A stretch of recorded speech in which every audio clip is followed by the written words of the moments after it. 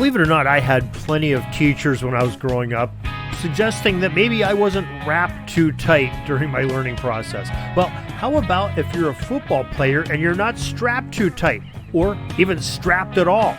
Timothy P. Brown of FootballArchaeology.com joins us to tell us about helmets without chin straps and the history of it, coming up in just a moment with Tim. This is the Pigskin Daily History Dispatch, a podcast that covers the anniversaries of American football events throughout history. Your host, Darren Hayes, is podcasting from America's North Shore to bring you the memories of the gridiron, one day at a time. Hello, my football friends. This is Darren Hayes of PigskinDispatch.com. Welcome once again to the Pig Pen, your portal to positive football history, and welcome to Tuesday. And we have Timothy P. Brown of FootballArchaeology.com is here to tell us a little bit about one of his recent tidbits. Tim, welcome back to the Pig Pen. Darren, thank you. Always a pleasure to be here and join you as we talk about old stuff, football stuff. Yeah, most definitely. You had a recent tidbit that really caught my eye when it came out. I actually reread it a few days ago because it's very fascinating. It's called Football Helmets Without Chin Straps. And it's something kind of peculiar that when we think of the football helmet, the chin strap's almost like an automatic part of it in our day and age. And so it's very interesting what you wrote about, and I'd love to hear about it here in the podcast. Yeah. Well, so, it's one of those funny things, sometimes I've wondered, how did the name come about, Chinstrap? I mean, now chin straps cover the chin, right? And then they connect up to the helmet with the 2 points on either side. But back, that's really a post 1940 kind of look. Before that, the headgear, the wrestling type headgear, and then after that, what we think of as leather helmets. For a long time, the strap kind of went from the ears and then looped under the jaw, not over the chin, right? So, but I think I think chin straps originated, I believe, on military helmets, and so a lot of times they had them in military hats. So a lot of times they had those little straps, like kind of on the chin, a little bit below the mouth, that kind of thing. So that's probably where the term came from.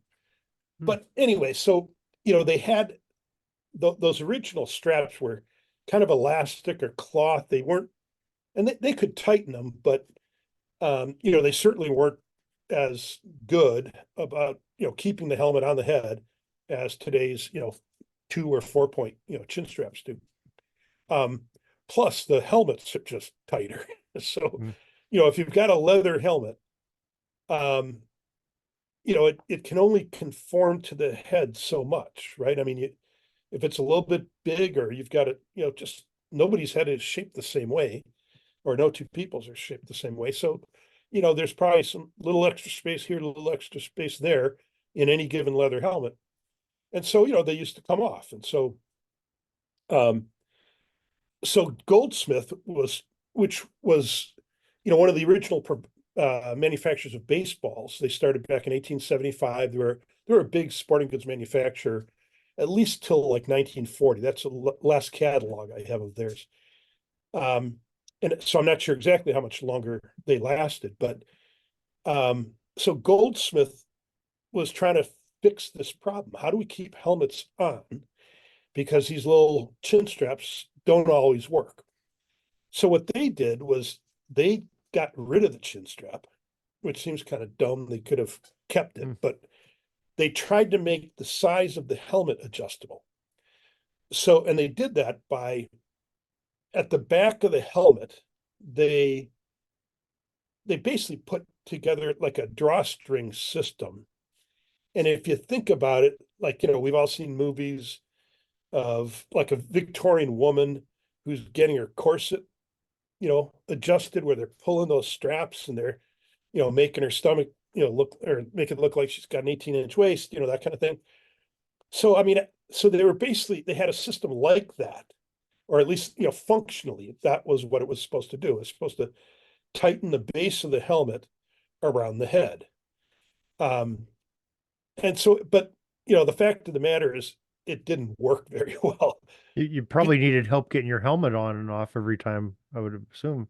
Yeah, I hadn't even thought about that. Yeah, it could be that, yeah, you had to, so what's funny that you mentioned that is like, back at that time, players, the front of their football pants also had those like leather patches at the thighs and, well, probably typically twice on the thighs, on each thigh, because they basically had drawstrings to tighten the thigh or tighten the pants so that they didn't move all around, and then they'd be protected by the thigh pads in the pants.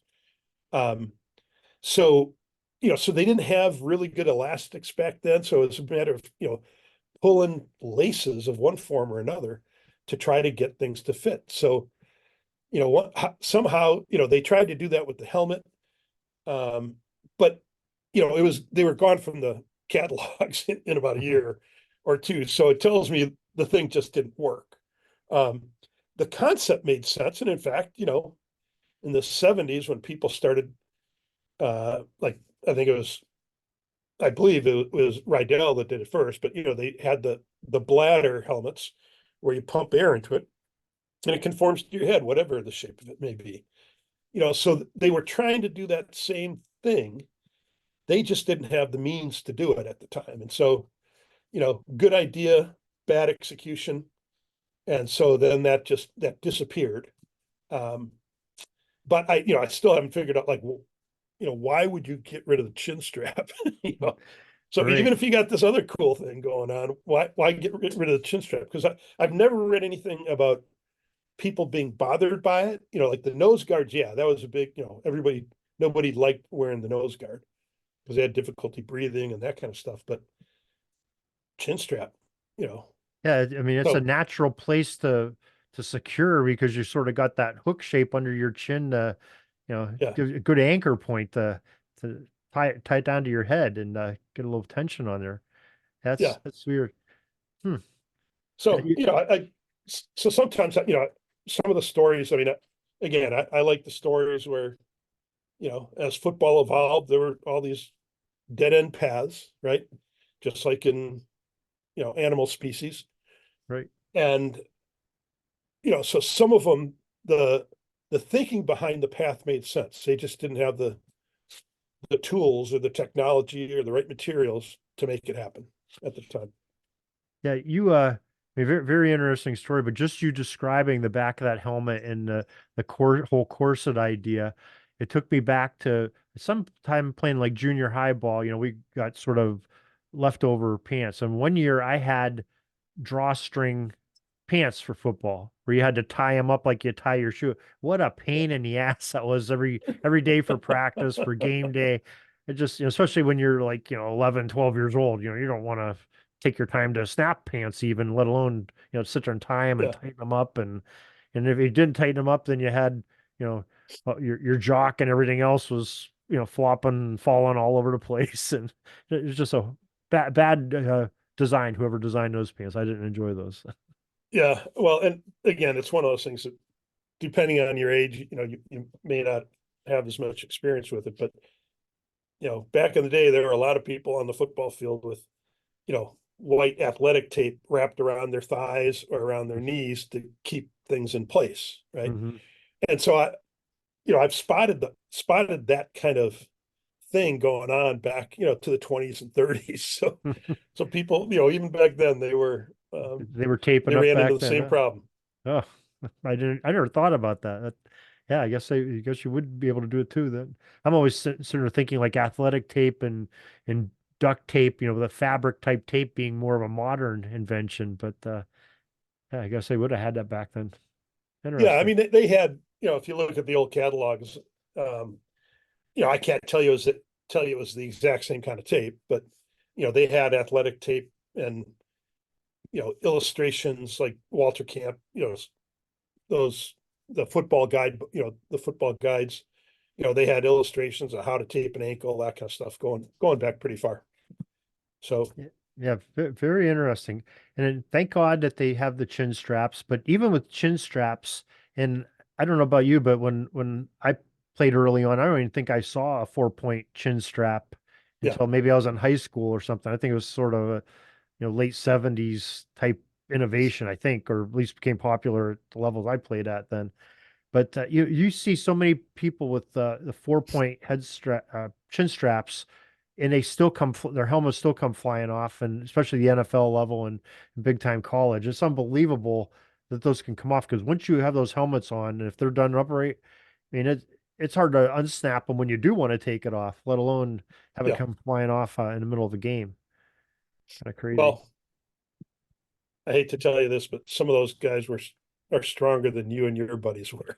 Yeah, I realize that, but still, They generate a little bit more force. yeah, still, I mean, that's a lot Yeah. of Yeah, that's you're a right. lot You're of right. stuff to pop a helmet off. amazing. That's amazing.